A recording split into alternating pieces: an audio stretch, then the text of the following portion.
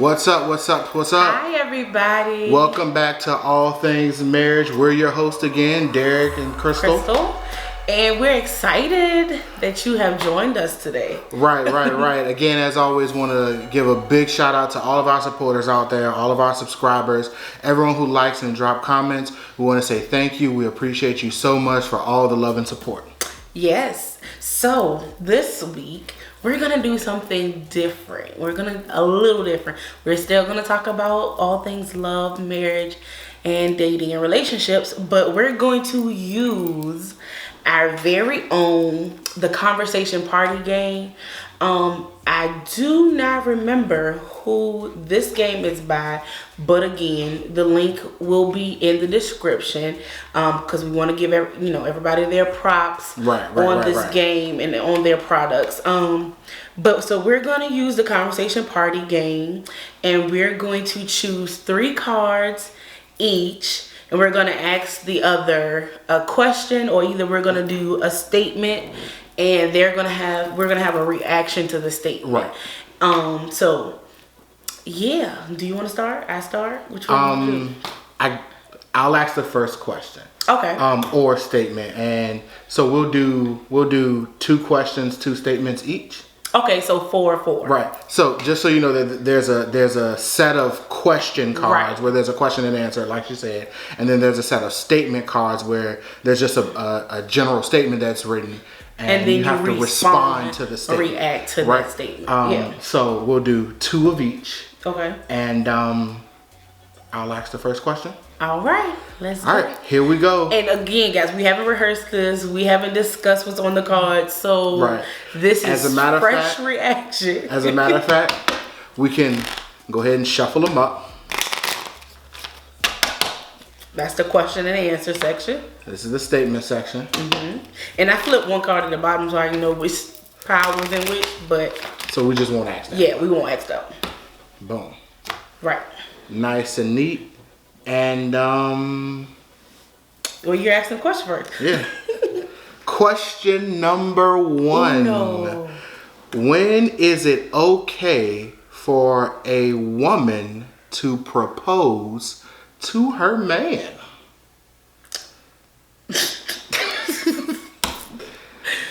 I'm going to say I'm not going to propose to a man. I'm going to just say that. Okay. Thank you, baby, for proposing. Right. But I would say it's the same. I would say it's the same as when a man proposes to a woman. After you've had conversation, after you've discussed whether or not you both are ready for marriage, if you want to marry each other, because you could be ready for marriage and you just don't want to marry that person. So that's where you get the whole nose when people propose. I would say if the woman desires to propose to her husband or fiance or boyfriend or whomever, it would be after conversation, after you're aware and knowledgeable that, hey, marriage is something that we both want to do. Right. And if maybe the woman is proposing because she has the means to buy a ring. Okay. I don't know. I was gonna say the question is not when is it okay to propose. When is it okay for the woman to propose to her man? Okay, so straightforward answer. Never. Okay, that's my there answer. We go. That's my answer. It's the way I was raised, the way, in my mind, the natural progression of a relationship.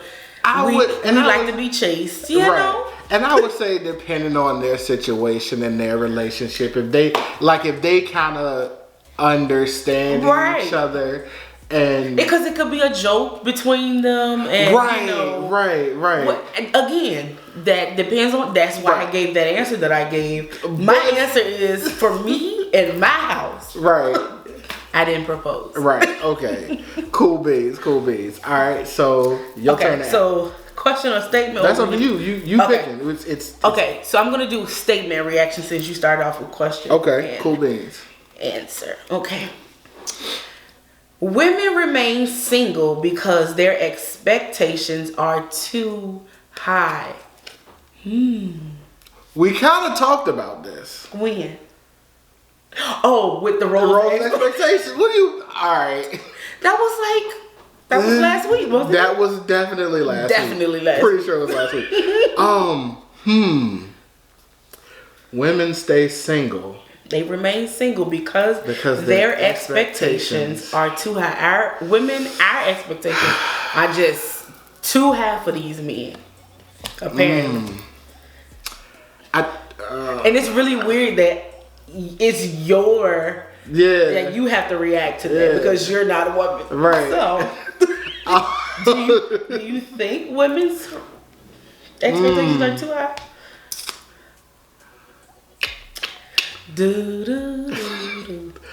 I'm gonna say no. Okay. I'm gonna say no.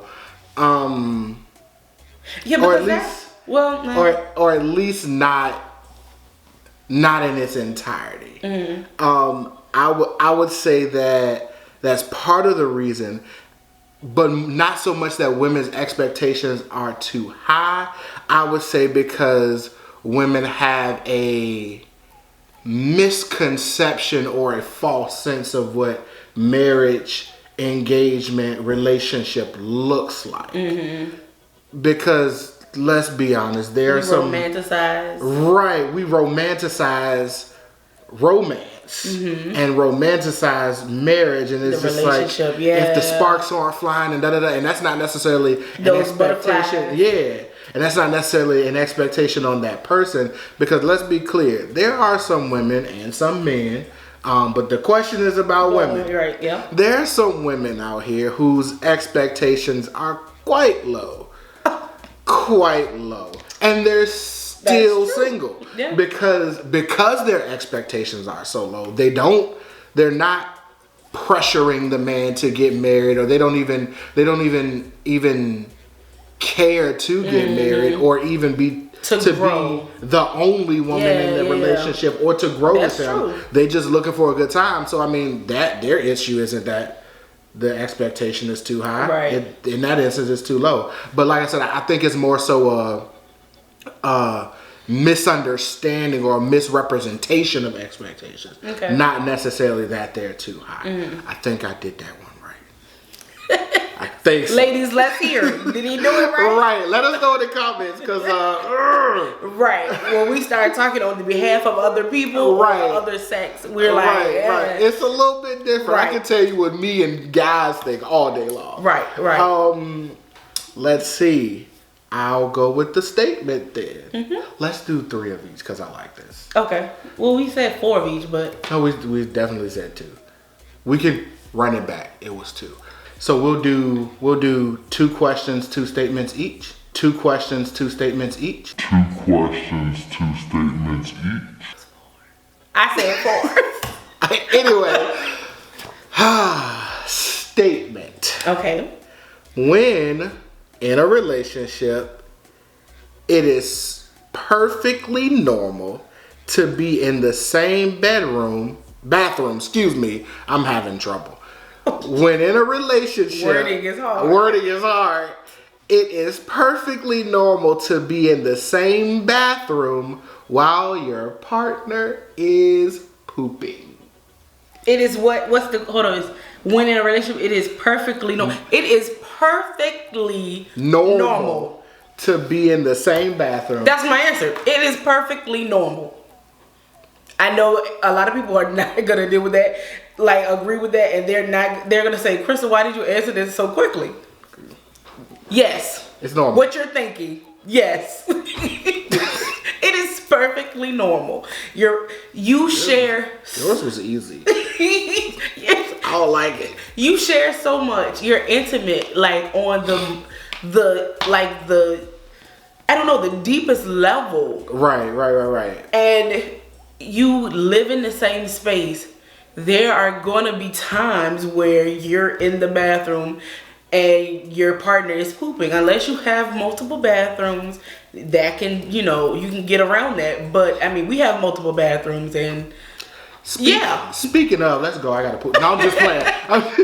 I'm just playing. First and foremost, do not grab your partner to go To take them to poop, right? But just so happen is, things happen. Yeah, that's perfectly normal. I don't think it's I mean, again, it's your preference. If you say no, that's too much for me, then sure. But for me, in my mind, that's perfectly normal. Yeah.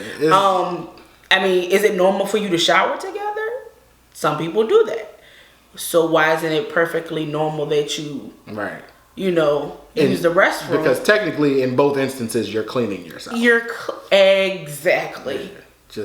Exactly. Do not share my toothbrush. That's disgusting. But Disgusting.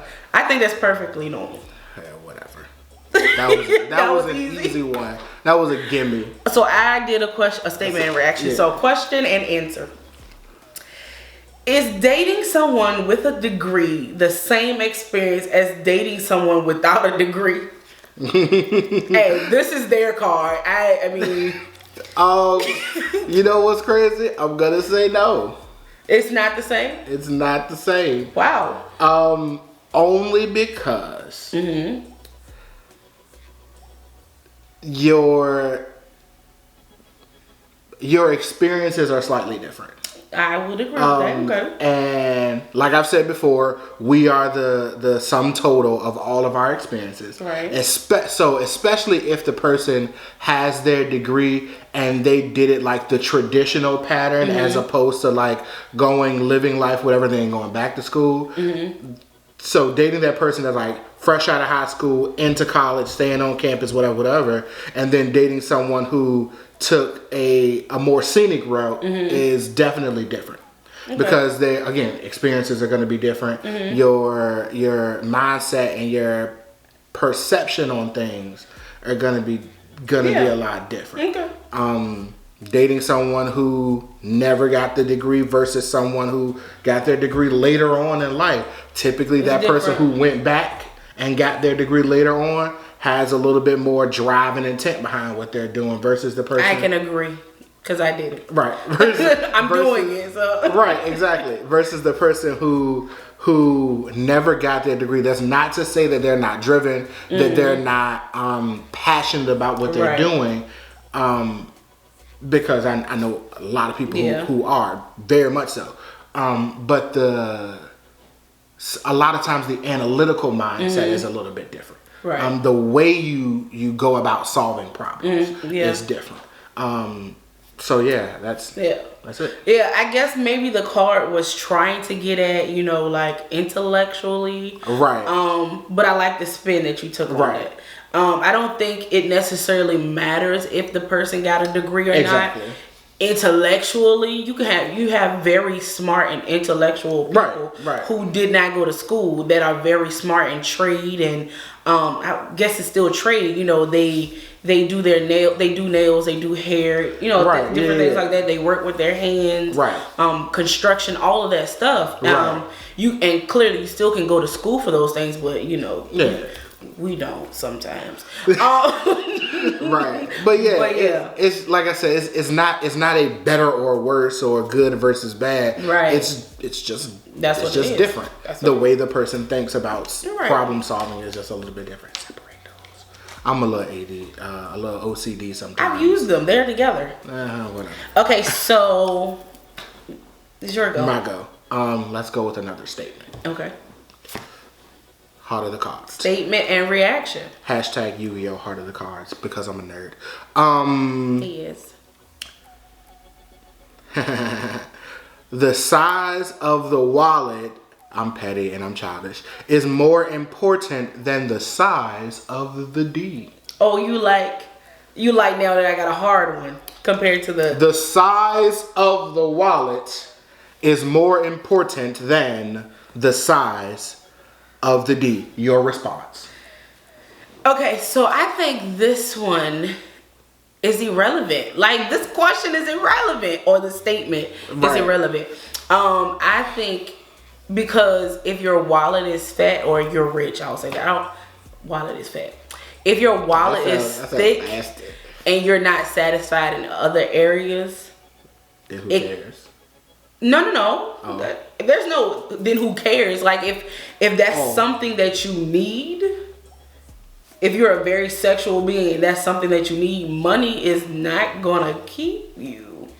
Facts. You know what I'm saying? It is just like having a relationship where the sex is awesome and the wallet is there. No, the wallet is there. All of these are there, but the conversation is lacking. And I'm an intellectual. I'm one who is intellectual. Right, you know, I have degrees and I have experience, and I can't have a conversation with you. Right. Then if that's something that is a deal breaker for me, then no matter how big your wallet is, how big or what, I'm trying to be respectful here because I know some saints is looking. No matter how blessed or endowed you are, if that's not something that is a deal breaker for me or something that I can work around, right, then it doesn't matter. You know what I'm saying? It's nice to have money, but if that's not what I need, if I got my own bag, I got 2 degrees working on a third one.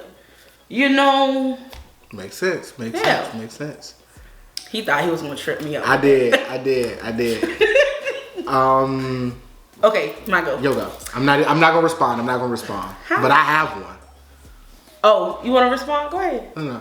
I was just gonna say that, in my personal opinion, from all of my vast research and studies, right?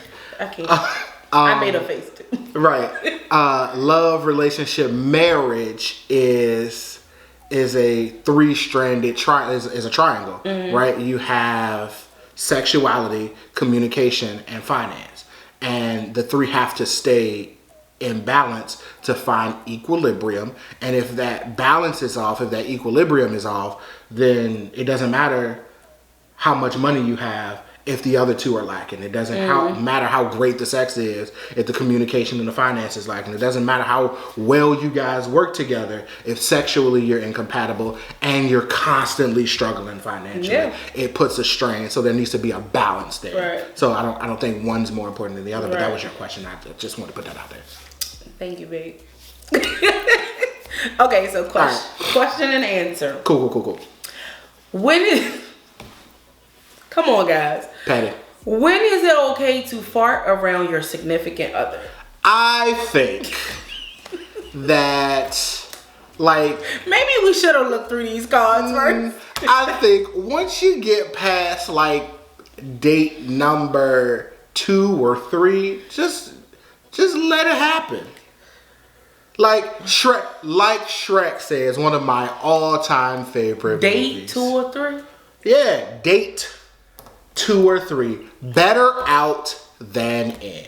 I don't subscribe to the idea that anyone should hold in their bodily functions to impress a person. Why am I trying to impress you by filling my body with toxins? First and foremost, this is a conversation that we have, saints. There is restrooms, there is outside. Go relieve yourself there. Here's the problem that I have. If you're outside and you pass gas, then it's embarrassing. People are looking. You need to stay over there and keep that away. If you pass gas inside, that's disrespectful. If you go to the bathroom, why do you keep getting up and going to the bathroom every 5 minutes? What's wrong with you? Do you have an issue? Just let it happen. Now, listen. Now, because we have to go back to the whole being in the bathroom together. Because you would say, well, if you can use the bathroom in front of each other, then why can't you? Yes, you can do these things. This is my question, by the way. Right, but yeah, I wanted to add on to that because I thought about it because of my response earlier. You can pass gas around your partner. Sure. I'm not saying that. I give advice of where to pass gas because ladies and some men will know, not my husband, clearly, that your furniture, your clothes, they hold in smells. It's harder now. This is a face of pride. Now I have to Febreze everything. I have to, y'all understand where I'm coming from. It's called pheromones. No. We're going to just go to the next question because Look. Oh, my answer is as long as you're not like in a restaurant or something, Why not? just let it happen. Why not? Like if you're disturbing others outside of your immediate group, that is terrible. then yeah, you should keep, you should do something, be discreet. But just you and your partner, toxify yourself for other people, but for your family, no. well, no. I didn't say hold it in. I said be discreet. Okay. You still let it go. Don't ruin your body for nobody. Is what I'm saying. I hope y'all taking notes on this. Question. Has the traditional way of dating changed, and why? Spades drop. Okay. Yes, it has. It has done so because of I think our lack of drive and interest in some areas. I guess patience rather. Sure. Our patience in getting to know people and chivalry and taking the time to get to know one another, as well as social media has changed, especially now COVID has changed all of those things. We have so many dating apps. Oh yeah, dating apps. Yeah, I don't really know any of them. Did you not see the Match.com with 2020 and Match 2020 and Satan? Satan in 2020. That's we just not even gonna get on that. But yeah, they have so many different dating apps now. Right. So it's all about looking at people and reading their interests and dislikes and and it's instead of getting to know the people, because I could know that you love dogs from your profile, but I don't know why. Why do you love dogs? What was your first pet? What happened to your first pet? Do you still have your first pet? All of those things, so yeah, dating has definitely changed, and I would say not for the better. Because you look at the people who don't want to get married and the people who get married and get divorced, like those things have spiked. Right. And I would have to say it's because of dating. The way it has changed, and you're divorce not rates right. Going you're up. like, well, I mean, I'm happy for now, but who's to say in 20 years I'm okay with divorce? Right. If that's what it comes to, then fine. And people who just want to cohabitate, I've seen people's marriages and their commitments, and it's not safe. I see all the time on Facebook somebody saying, can y'all get your husbands out my DM? And and I'm just like, wait a minute. Pause. Yeah. So those types of situations, cause people to say, I don't want to date traditionally because it's only going to end in a month or so. Right. So why don't I get my needs met and then move on? Right. So yeah. Okay. Cool. Yeah. How are you? So you're on a statement and a reaction. Cool beans. Oh, now this one is serious, guys. Dating someone with an STD is not that big of a deal. Yes. Yes, it is. I guess you got his reaction. It's not even serious. It's serious. It's serious. Well, and I say that because let's just be clear. Let's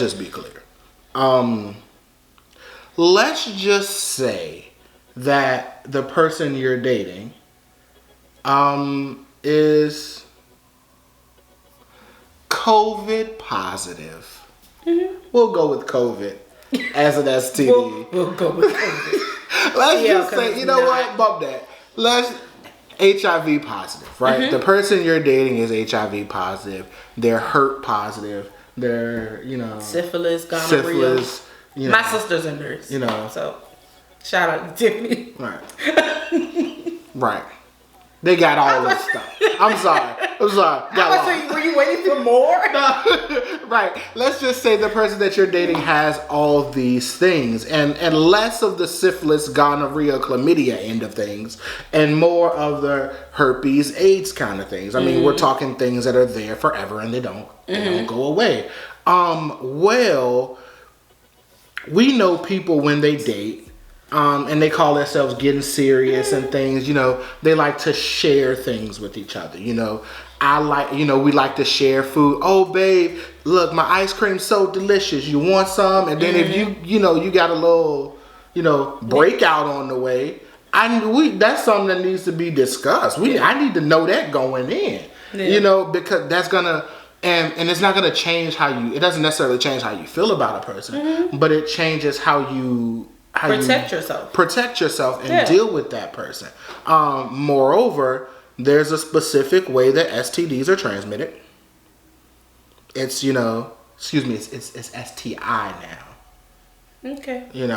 Infection. They don't like the word disease, but but the ST part is still there. It's still there. And so that implies that these things were contracted via your interactions with someone else, right. And so now we need to, that's a whole nother conversation. Right. I feel like we may have discussed, the prior sexualities and things like that before. Maybe we haven't. On here?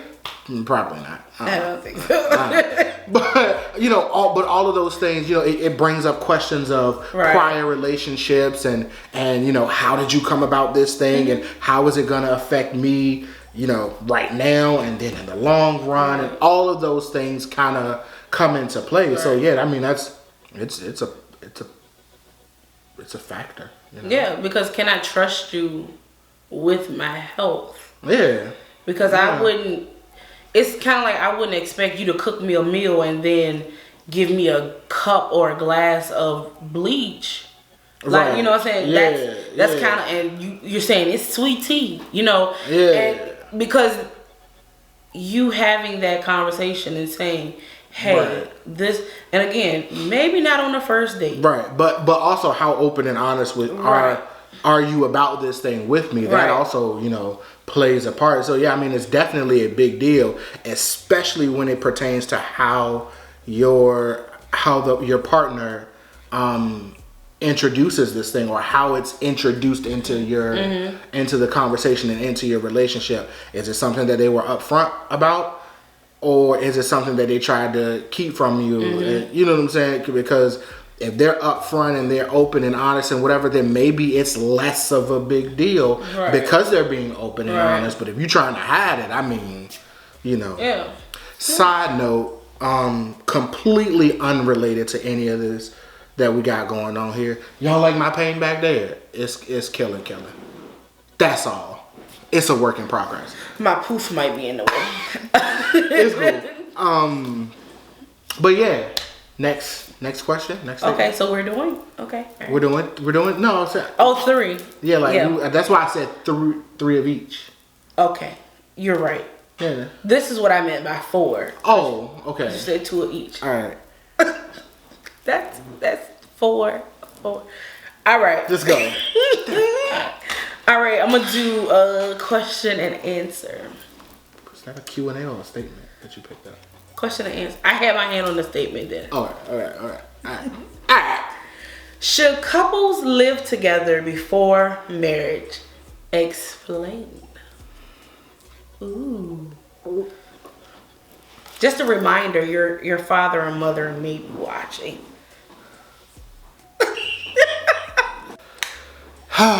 So, traditionally speaking, especially from the Christian perspective, and from the organization that we grew up in, it is frowned upon for a man and a woman to live together before they get married.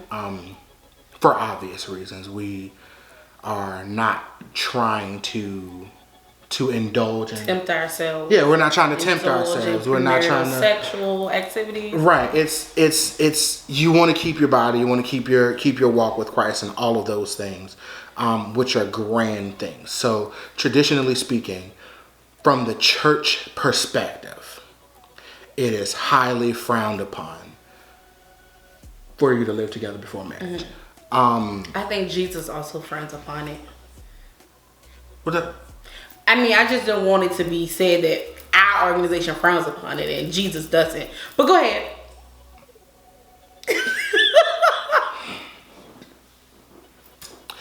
Then you have a more natural human way of looking at things, societally based way of looking at things, and that's the concept of I have to try a thing out before I know. How do I know if this person doesn't clean up behind themselves? How do I know this and how do I know that? Da, da, da, da. And so from that aspect, it's believed or presumed or assumed that you definitely want to live with this person at least for a small stint before you get married, because you gotta know.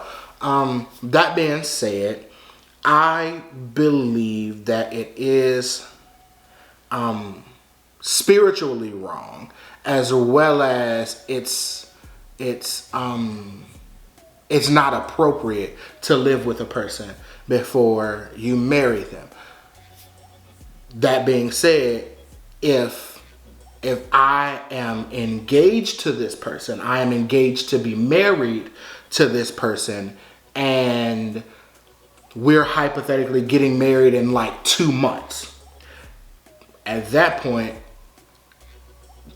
living together, if you want to, at that point, living together, to me, it's less of a I'm shacking up with this individual, the term that we typically use, and it's more of a we are merging our lives together, and so it's to me that's a little bit different than I'm dating this person and we're just hanging it out, we're just kicking, we're starting to get a little serious, so we're gonna move in together. I do not agree with that. But a fiance and fiance planning to get married. Now again, if you get engaged and you fiancéed for 3 years, and see, that's where the trickiness comes in. Right. So that's why it kind of has to be all or nothing. All or nothing. Because like you said, if it's 2 months away from the wedding and everything is planned out, you would think in a perfect world that we're going to get married in 2 weeks and then live happily ever after. Right. But we're still technically not married. Right. We're still tempting ourselves for 2 months. Right. And anything can happen from this point. That is true. That hinders us from getting married in 2 months. Right. Which is why I say I do believe that it is wrong. That is wrong, and that you shouldn't live together before you're married. But I do also feel as though an engaged couple, this is my fiance, we are definitively getting married, barring some, world-changing catastrophe, right? We are going to be getting married, and I just say 2 months as like a nice close-knit number. But, we know that the near future is us getting married. I think that's a little bit different than just two people just dating. Okay, I mean, it's your question to answer. But at the end of the day, if you're not married, you should not be living together. Y'all got that? Get it. Got it. Good. How you got more than me? Because I just did one. Now it's your turn. But I thought I started. Whatever. I don't understand. We'll go with the question. Haha. Women need blank and men need blank. This is not a question. I guess it's a fill in the blank. Women need X and men need Y. What's the X and Y? That's so much. Right. We need so much. Right. Okay, let me shorten it, I guess. Women need attention. Period. That's period. Men need attention. Boom. Boom. Fair. I mean, hey, fair. we both need attention.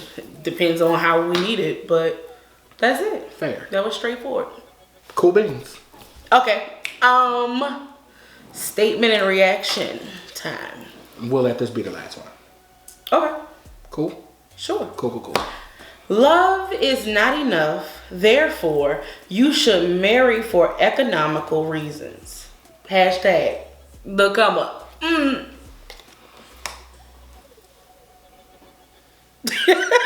We kind of talked about that one on another one. With the whole, the bag versus the D.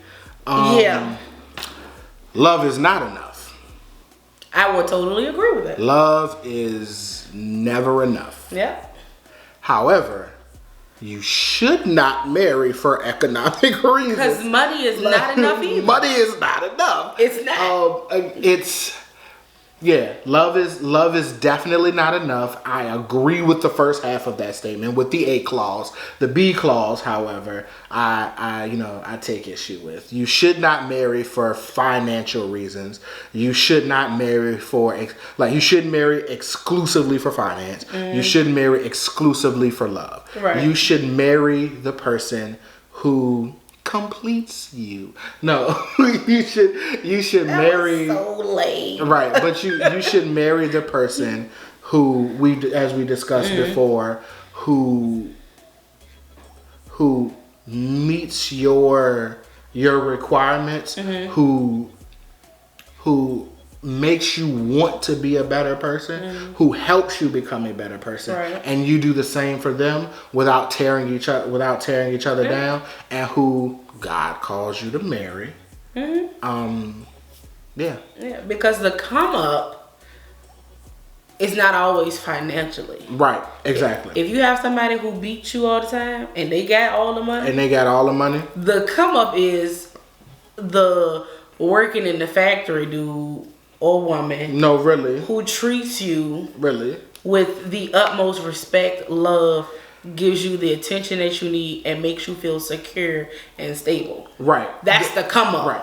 And truth be told, when you marry the right one, you're gonna come up anyway. Yeah. Like when you marry the right person, all of the pieces will begin to fit together, and you will grow each other, or you'll grow together with each other, on the spiritual level, the financial level. All of those things will start to grow and develop and mature. So, yeah.